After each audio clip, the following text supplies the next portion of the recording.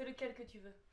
Seti a 2 ans et demi. Il souffre du syndrome de Wiskott-Aldrich, un déficit immunitaire génétique rare, 1 cas pour 100 000 naissances environ.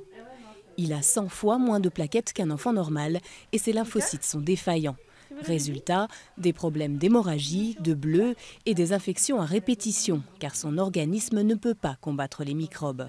Je ne sais pas ce que c'est que d'emmener mon enfant au parc, par exemple, ou de sortir faire les courses sans avoir tout javelisé, sans avoir... J'ai une pointe au cœur, j'ai toujours peur, quoi. Allez mon amour, on va prendre les médicaments. Seti est sous antibiotiques depuis 2 ans et se fait transfuser toutes les 2 semaines. Pour guérir du syndrome de Wiskott-Aldrich, la greffe de moelle serait aujourd'hui la seule solution. Mais les chances de trouver un donneur compatible sont quasi nulles.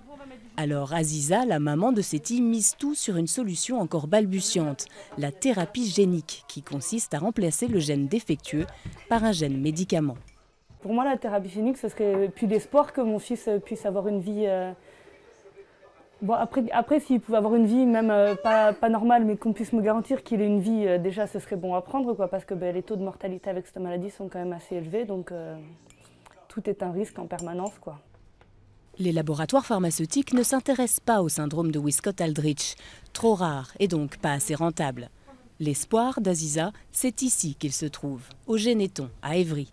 Depuis 10 ans, grâce aux dons du Téléthon, ces chercheurs planchent sur un traitement de la maladie du petit Seti. 13 millions d'euros ont été affectés aux travaux précliniques et depuis 18 mois, 5 patients ont été traités en France et autant en Angleterre. Pour ces essais cliniques qui restent encore très expérimentaux, on va donc évaluer avec beaucoup d'attention en fait, la question du risque-bénéfice pour les patients qui peuvent rentrer dans ces essais de thérapie génique. Donc là, on s'adresse à des patients qui sont très sévèrement atteints, qui n'ont pas d'autres possibilités thérapeutiques. Pour l'instant, le cas du petit Seti n'est pas jugé suffisamment sévère pour tenter la thérapie génique. Il faut donc attendre.